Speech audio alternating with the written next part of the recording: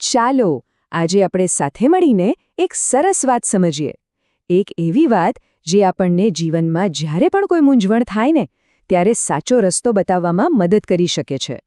અને આપણી આ વાત છે ને એ કોઈ જૂના જમાનાની નથી પણ આજની છે.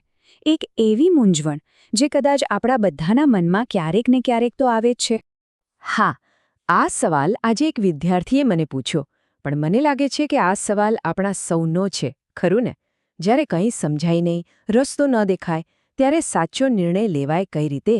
બેટા, સૌથી પહેલાં તો એ સમજો કે મૂંઝવણ થવી એ કોઈ નબળાઈ નથી. અરે, એ તો સારી વાત છે. એ બતાવે છે કે તમને પરિસ્થિતિની ચિંતા છે અને તમે સાચો રસ્તો શોધવા માંગો છો. અને સાચું કહું તો સમજદારીની શરૂઆત અહીંથી જ થાય છે. ખબર છે, તારી આ વાત સાંભળીને મને એક મોટા યોદ્ધા યાદ આવી ગયા. એમને પણ પોતાના જીવનના સૌથી મોટા પડકાર સામે ઊભા રહેતા પહેલા બરાબર આવી જ મૂંઝવણ થઈ હતી. ચાલ, આજે હું તને એમની જ વાત કહું. તો ચાલો આપણે સીધા જ પહોંચી જઈએ કુરુક્ષેત્રના એ વિશાળ મેદાનમાં જ્યાં મહાન યોદ્ધા અર્જુન ઊભા છે અને એમની સામે છે એમના જીવનનો સૌથી મોટો સવાલ. અને આ જે વાત છે ને એ આપણા પવિત્ર ગ્રંથ શ્રીમદ ભગવદ્ ગીતામાંથી લેવામાં આવી છે.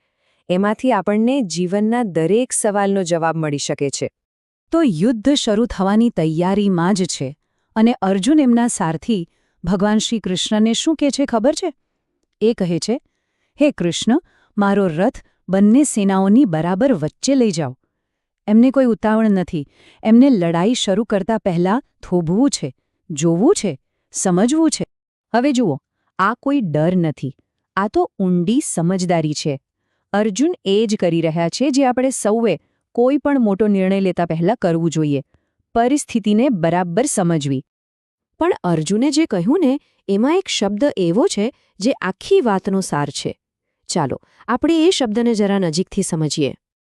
અરે વાહ, બહુ સરસ સવાલ પૂછ્યો તે. સાચી વાત છે. આપણને એમ જ લાગે કે જોવું એ તો આપણે રોજ કરીએ છીએ, એમાં વળી શું નવું? પણ અર્જુનનું જોવું સામાન્ય નહોતું. એમણે જે શબ્દ વાપર્યો એ છે નિરીક્ષ્ય, જેનો અર્થ થાય છે ધ્યાનપૂર્વક અવલોકન કરવું. એટલે કે ખાલી આંખોથી ઉપરથી નહીં, પણ મનથી, હૃદયથી ઊંડાણપૂર્વક પરિસ્થિતિને સમજવી. ચાલ, આપણે સમજીએ કે આ બેમાં કેટલો ફરક છે. સામાન્ય રીતે જોઈએ તો આપણને સામેવાળામાં ખાલી દુશ્મન દેખાય અને તરત ગુસ્સો આવી જાય. પણ જ્યારે આપણે નિરીક્ષણ કરીએ ત્યારે આપણને દુશ્મનની પાછળ છુપાયેલો એક માણસ દેખાય છે, એની લાગણીઓ દેખાય છે. અને ત્યારે સંઘર્ષ નહીં પણ સમજણ જન્મે છે. અને જ્યારે તમે આ રીતે જોતા શીખી જાઓ છો ત્યારે કરુણા જન્મે છે. અને યાદ રાખજો, કરુણા એ નબળાઈ નથી, એ તો સાચી તાકાત છે. એ જ આપણને સાચો નિર્ણય લેવામાં મદદ કરે છે. તો હવે સવાલ એ છે કે અર્જુનની આટલી જૂની વાત તારી આજની મૂંઝવણમાં કેવી રીતે કામ આવે? ચાલો એને આપણા જીવન સાથે જોડીએ. એકદમ સહેલું છે. અર્જુન પાસેથી આપણે નિર્ણય લેવા માટેના ફક્ત 3 પગલાં શીખવાના છે. પહેલું, વિચારો. બીજું, અનુભવો એટલે કે સંવેદના કેળવો.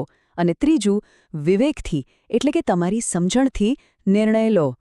પછી ભલે ને સ્કૂલમાં કોઈની સાથે ઝઘડો થયો હોય કે ઘરે કોઈ વાત સમજાતી ન હોય, તરત જ જવાબ આપવાને બદલે 1 મિનિટ માટે રોકાઈ જાઓ. અર્જુનની જેમ પરિસ્થિતિનું નિરીક્ષણ કરો. તમને સાચો રસ્તો ચોક્કસ દેખાશે. તો ચાલો આ બધી વાતને આપણે એક નાનકડા મંત્રમાં યાદ રાખી લઈએ. એક એવો મંત્ર જે હંમેશા તમારી સાથે રહે અને તમને શાંતિ આપે.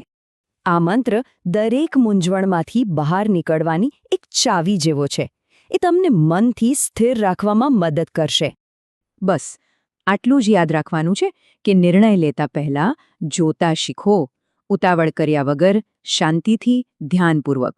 કારણ કે જે સાચા અર્થમાં જોવામાં આવે છે ને એ જ હંમેશા સાચો માર્ગ બતાવે છે.